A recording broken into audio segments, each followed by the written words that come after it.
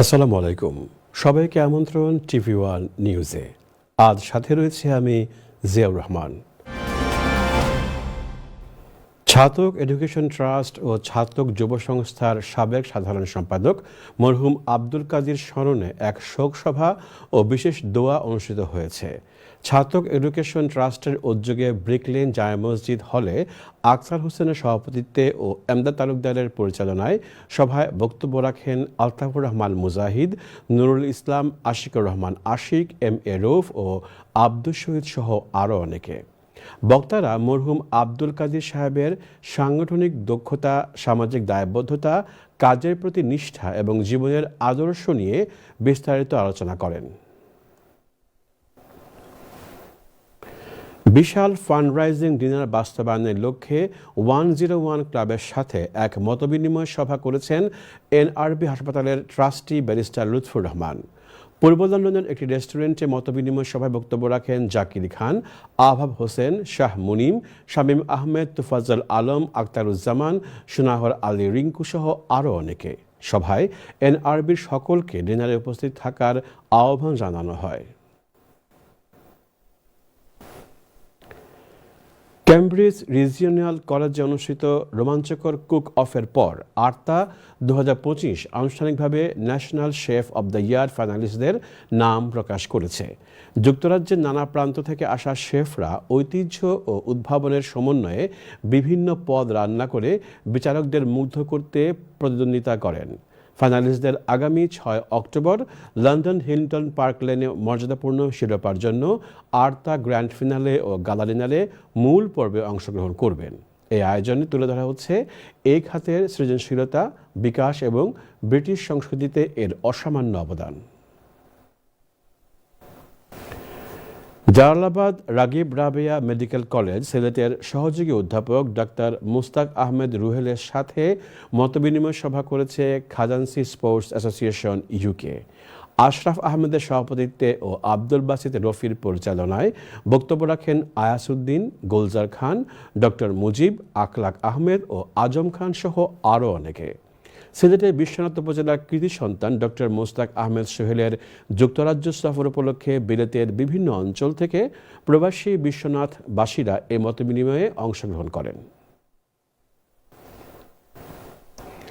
লন্ডনে অনুষ্ঠিত হয়ে গেল এক বিশেষ ফ্যাশন আয়োজন, modest the fashion web London. লন্ডনের সেন্ট জনস হাইড পার্কে ক্রিসেন্ট ভেন্যুতে বিকেল 2:30 থেকে সন্ধ্যা 7:30 পর্যন্ত চলে এই ফ্যাশন শো। আয়োজনে অংশ নেন বেশ কয়েকজন ডিজাইনার ও ফ্যাশন হাউস। অনুষ্ঠানের উদ্দেশ্য হল আন্তর্জাতিক অঙ্গনে মডেস্ট ফ্যাশনের নতুন ধারা উপস্থাপন করা। ফ্যাশন শোটি দর্শকদের জন্য ছিল উন্মুক্ত। আয়োজকরা জানিয়েছেন, এই অনুষ্ঠান ফ্যাশন প্রেমীদের জন্য এক অনন্য অভিজ্ঞতা অর্জনে ভূমিকা রেখেছে এবং আগামীতে এটি আরও বড় পরিসরে আয়োজন করা হবে।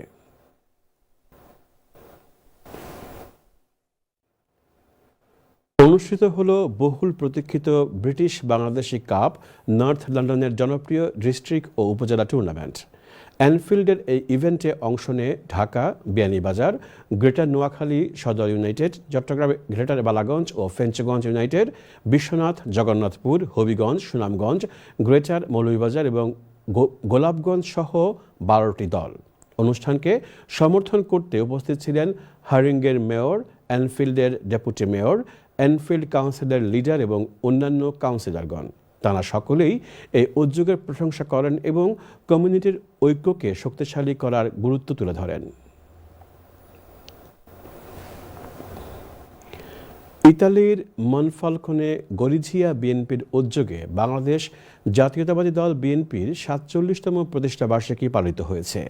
স্থানীয় একটি হলরুমে ফরিদুল ইসলাম আনিসের সভাপতিত্বে প্রধান অতিথি হিসেবে ভিডিও কনফারেন্সে যুক্ত ছিলেন বিএনপির যুগ্ম মহাসচিব ও নরসিংদী জেলা বিএনপির সভাপতি জনাব খায়রুল কবির Khokon.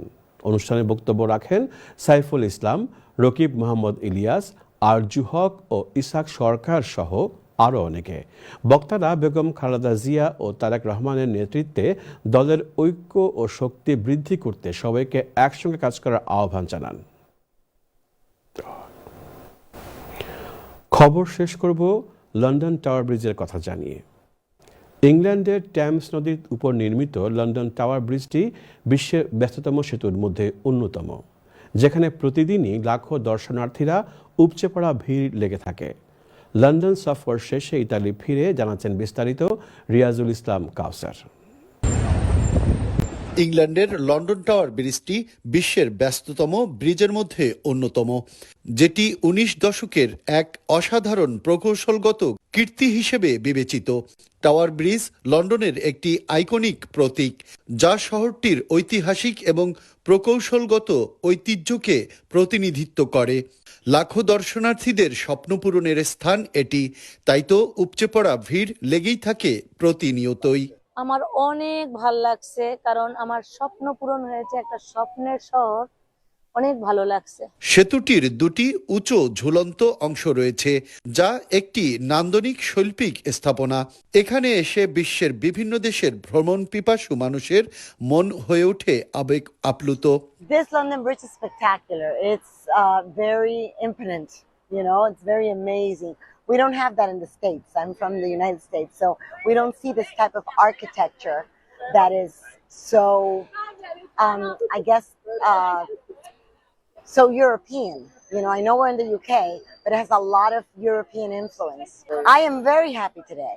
I love the people. The people have been extremely pleasant, proper, polite, very, very proper, and very hospitable. So I love London. ইস্পাত এবং কংক্রিট দিয়ে নির্মিত সেতুটি সেই সময়ের ভিক্টোরিয়ান প্রকৌশলের একটি বড় নিদর্শন। 1886 সালে সেতুটির নির্মাণ কাজ শুরু হয়ে প্রায় 8 বছরে সেতুটির নির্মাণ শেষে 1894 সালে সেতুটি ওয়েলসের যুবরাজ এবং রাজকুমারী আনুষ্ঠানিকভাবে উদ্বোধন করেন এবং সর্বসাধারণের জন্য উন্মুক্ত করেন। টাওয়ার ব্রিজকে বাস্কুল বা বেস্কুল সেতু বলা হয়, যা ফরাসি শব্দ বাস্কুলার থেকে এসেছে। এর অর্থ হলো উপরের দিকে কাত হয়ে যাওয়া। সেতুটির ব্যতিক্রম বৈশিষ্ট্য হলো সেতুর তলদেশ দিয়ে উঁচু জাহাজ চলাচলের সময় মাঝখান থেকে উপরে উঠে যায়। আবার জাহাজ চলে গেলে গাড়ি চলাচলের জন্য সেতু তৈরি হয়ে যায়। 131 বছর পুরনো সেতুটি এক নজর দেখতে দেশ বিদেশের দর্শনার্থীরা ছুটে আসেন কেবলই মনের টানে স্বপ্ন পূরণে। Very nice. First time in London, enjoying my trip. I'm from Chicago, and pretty nice place. And, definitely recommend people to come visit this place. লন্ডনের দুপারের মানুষকে এক করার জন্য টেমস নদীর উপর নির্মিত হয় সেতুটি। এটি এখনো লন্ডনের একটি গুরুত্বপূর্ণ সেতু, যা টেমস নদীর উপর দিয়ে সড়ক ও নৌ চলাচল নিয়ন্ত্রণ করে। ইংল্যান্ডের লন্ডন টাওয়ার ব্রিজ একবার কাছে থেকে দেখতে দেশ বিদেশের দর্শনার্থীরা ছুটে আসে এখানে কেবলই মনের টানে স্বপ্ন পূরণে। রিয়াজুল ইসলাম কাউসার, টিভিওয়ান নিউজ, লন্ডন।